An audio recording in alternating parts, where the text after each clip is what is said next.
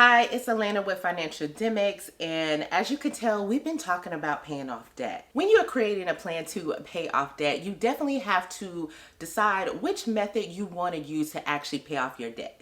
And I always like to put out there in the beginning that you can choose a method and then decide later to change your method to something that works better for you at the time.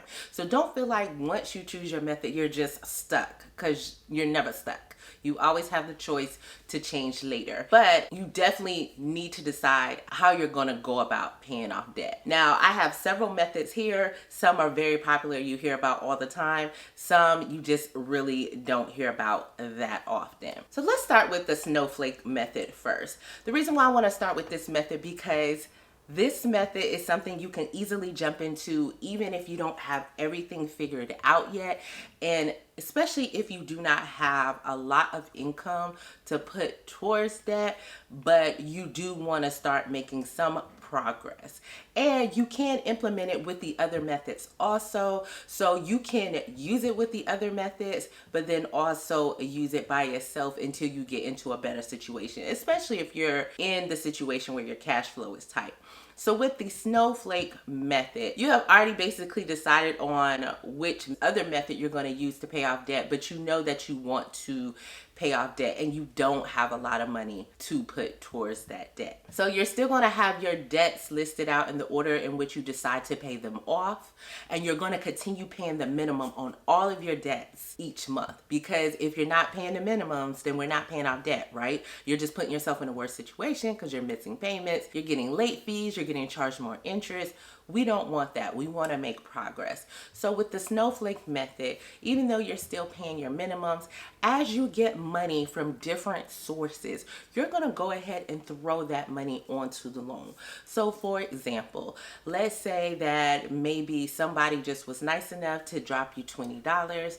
Then you're going to go ahead and put $20 on that first credit card that you have listed here. And then let's say that you save some of the money from your groceries. Maybe you thought for this particular paycheck period that you were going to spend maybe $150 on groceries. You actually caught a good sale and only spent $100. Then you're going to take $50 and you're going to put it on that same debt that you're working towards. Let's say that you pick up a side hustle at the last minute, or somebody offers to pay you to do something for them. Let's just say make a cake, because that's what I get asked to make. And so you make a cake and you make maybe like an extra $45, then you're going to take that $45 and you're going to put it on that debt. Or let's say that you had an opportunity at work to put in a few hours of overtime, and maybe now you have like an extra $200 in your check. Then you're going to take that $200 and you're going to apply it to that debt. So that's the Snowflake method. As you're getting extra money from different sources for different reasons, like you could even just sell something randomly, you're going to take that money and put it towards that debt. Okay, so remember, it's great when you don't have a lot of cash flow or you don't have a lot of extra money, but you are getting money here and there from different sources. You can stick it on that debt that you are working on first. And since we're talking about cash flow, let's talk about the increase your cash flow method. So with the increase your cash flow method, you are definitely putting your debts in order by the highest payment to the lowest payment, because typically you do not have a lot of cash available to make extra payments, and you're trying to give yourself room, like eliminate the debts with the highest payments first so that you can create more cash flow in your budget and put a dent in the other debts. So looking here at my example with the increase your cash flow method, your highest monthly payment is $460 a month, and you have them in order by monthly payment. So with the increase your cash flow method, you're going to put all your efforts and all your extra money that you are making into putting it towards that credit card with the highest payment, so that you can eliminate that extra $460 that you are paying per month. Now, you still also want to find ways to pay off this debt as fast as possible, because when you have a debt with a higher monthly payment, then also that debt is typically a high balance. It may take a little bit longer to pay off that debt, but you definitely want to make sure that you're using your different motivational tools like your why and your reward system, which I talked about it in this video here, so check that out after this video. But you want to make sure you're using all of those motivational tools to help you get through paying that debt. Now, once you pay that debt off, I would typically tell you to roll your payment into your next debt. But just depending on what your situation looks like, you may have to decide on actually using maybe less than that payment, because typically your cash flow is already tight. You're not in the best situation, and we want you to be in a good situation. So we want to make sure that you have a good amount of savings saved up. And I don't mean that you have to have the full 3 to 6 months, but I do think it's important that if you are paying off debt so that you don't incur more debt if something happens, then you definitely want to have at least a month of your expenses. So you may want to put some money towards saving so that you can build up, a starter savings account, and then also then put some of that payment towards the next debt that you have. And looking at the example, the next highest payment you would have would be $310 per month on this particular card. Now, one thing I'll also say when it comes to the cash flow method is we know when it comes to credit cards, it's not like this for student loans or like card payments. They only do that when they're trying to put you back on track to pay off that loan according to the loan term. But when it comes to credit cards, as you pay down your balance, that monthly payment comes down. And what I want you to do is, if you're able to bring in extra income to help pay down that debt, then keep that minimum payment the same. If you decrease your minimum payment according to what they're saying, it's still going to take you a long time to pay off that debt. So once that minimum payment is set, work towards paying off your debt with that minimum payment set and any extra money you have coming in. And then once you pay off that first debt, evaluate where you are and make sure that you have enough money saved, but then also that you're rolling some of that payment over. So for example, I mentioned the next debt that is $310 per month. That payment was $460, so that means $230 and $230. Maybe you want to take half of that payment, put it towards savings to get you in a better place, and then take half of that payment and put it towards the next debt along with that minimum payment of $310. But you can change the percentage. This is a little bit more flexible because we want to increase your cash flow so you're not in such a dire need every month. So you have to look at like, what does your financial situation look like and how you can make adjustments so that you're not strapped for cash. That's typically one of the causes towards going in debt in the first place. Another method is very popular, is called the Debt Snowball. In this case, you are going to take your debts and you're going to put them in order of lowest balance to highest balance, and you're going to pay your debts off in this order. This method, I've talked about it plenty of times, but it is just strictly motivational, okay? Motivational. Once you pay off a debt quickly, you're like, yes, we're on the move here. And then it's easier for you to keep the process going because you're excited that you're actually making progress. From our example, our debt with the lowest balance has a $68 balance. And then the next debt looks like it has somewhere around a $2,400 balance. In this case, for the debt with the $68 balance, it looks like the minimum payment is $39 for the month. I'm telling you, if you have it, if you can't, I'm gonna need you to rush and pay off that $68 because that's a quick win and you'll feel really good. But with that $39 minimum payment, once you've paid off that debt with that minimum payment, you're going to take that $39 minimum payment and you're going to roll it into the next debt. So that debt that has the balance of $2,400 has an $80 minimum payment. So now, because you're rolling the minimum payment from the previous debt into this debt, you are now going to have a minimum payment of $119. So now you're going to continue to pay $119 on that second debt until you pay it off. And any extra money that you have coming in, you're going to throw it towards that debt. And then once you pay off that debt, you are going to jump to the debt that has the balance of $4,000. And then you are going to add that $119 minimum payment to the minimum payment of the debt that has the $4,000. So according to that debt has a minimum payment of $242. So when you add the 119 plus the 242, now you have a minimum payment of $361. And you're going to continue paying that minimum payment with any extras that you have coming in thrown towards that debt until you pay that debt off, and so on. That is how the debt snowball works. There are lots of people who really love the debt snowball. When I started paying off debt, I was using the debt snowball because I needed that type of motivation. Okay, so now moving on to the next method. Since we're talking about motivation, let's just talk about what I call the emotional method. The emotional method is just like, what debt are you sick of, right? I always talk about how I had this private loan for $1,000 from Sally Mae. That was the first loan I paid off. So even though I did Debt Snowball, I had to pay Sally Mae off first because they was playing and I was not playing with them. But there might be other debts that you emotionally have to get rid of. And I will say this, unless you're like on a payment plan with the IRS should be top of your list, like IRS, if you owe state taxes, because the mugs will garnish your check. And we don't want that for you, because when they garnish, they don't care nothing about your other bills. It's like a certain percentage that they just take.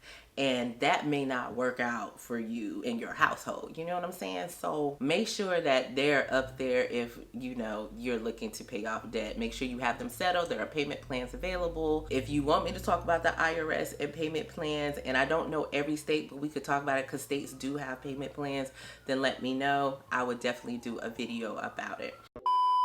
And also, while you're letting me know, if you have not subscribed to this channel, I'm gonna need you to hit the subscribe button, because there are a lot of y'all watching and y'all are not subscribed, and come on and join. Okay, I'm looking out for y'all. For real, y'all my people. So go ahead, hit the subscribe button, also hit the like button, and let's get back to this emotional method. So if someone has loaned you money and they getting on your nerves, they trying to be funny, you know how they do, they clocking your money and how you spend it, pay that off. If somebody is holding against you, because you know how some people, like, even though you're paying them timely, they still telling everybody and their mama you owe them money, pay that off. If it's a debt that just there's emotion attached to it that does not put you in the best mood, then maybe that's the debt that you pay off first, right? So I'm going to rearrange these debts in our example. There's not necessarily, you know, motivation or save you money or things like that. This is just like, I'm sick of you and you got to get out of my life.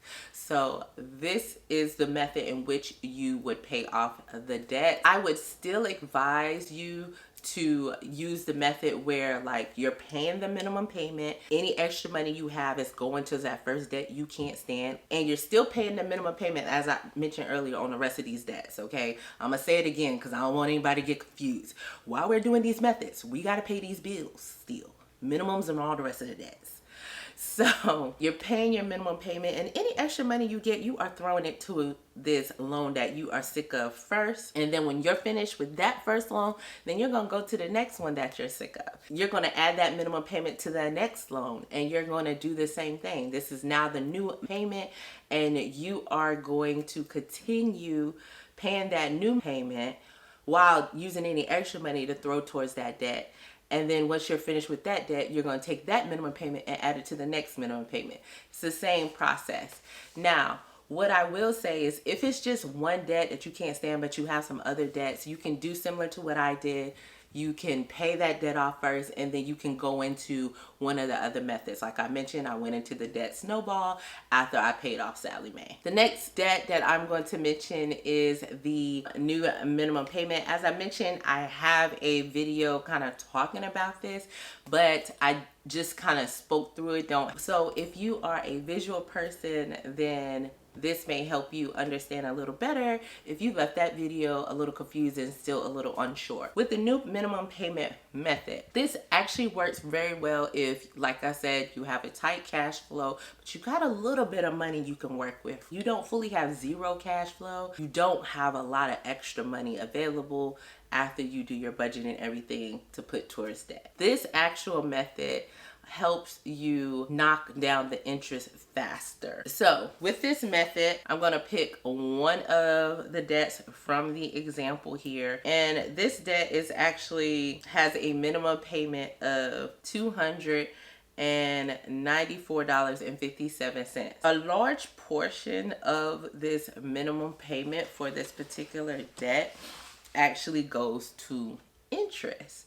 So with the new minimum payment, what happens is when you are making your payment, there is a decent amount, if you look at your statement, that goes towards interest. And so you're not necessarily making a dent in your debt payoff because you're only making the minimum, or even if you're making a payment a little bit over the minimum, it's not enough to alleviate that interest that is being charged back to your card at the beginning of the statement period.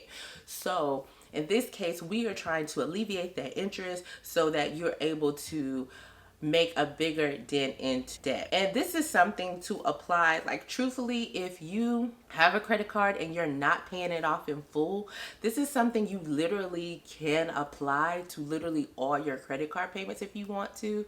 Now, if you have a lot of debt, it may be an issue, but if it's a situation where you can't pay your card off in full, maybe you need an extra 30 days, this is a way to help offset some of that debt so that you are not gaining so much interest over this time period. This payment is $295 a month.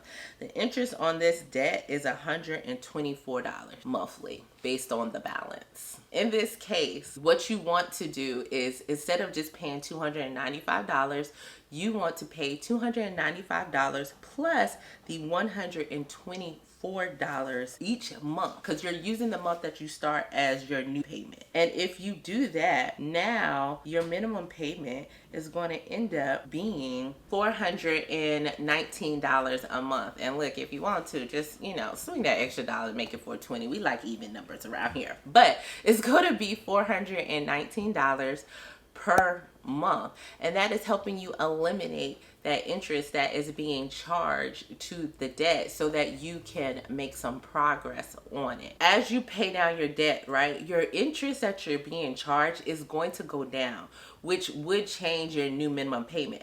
But we're not changing the new minimum payment. The new payment that you established from the beginning is going to be your payment until you get to the end, and maybe your payment is less than that amount unless extenuating situations occur. But hopefully we don't have that, and you're going to make a payment of that $419 every month. And then also at this point, hopefully that's the motivation to get you to start doing things to put extra towards that debt. And you are going to use the extra money that you're getting in from either side hustles, overtime, new jobs, raises, tax refunds, bonuses, etc. to put towards that debt, okay? So that you're able to pay off that debt quicker. But this new minimum payment helps with making a dent so that it doesn't take as long to pay off the debt. The next method to pay off debt is the debt avalanche. Y'all were probably like, when is she gonna talk about the debt avalanche? All right, with the debt avalanche method, it's a very popular method, and with this method, you are paying off your debts in the order of highest interest rate to lowest interest rate, because it's gonna save you some money. If you pay off that high interest debt first, then you're not going to pay as much interest over time as compared to any of the other methods that I mentioned. So using our example, so we have the debt with the highest interest listed first,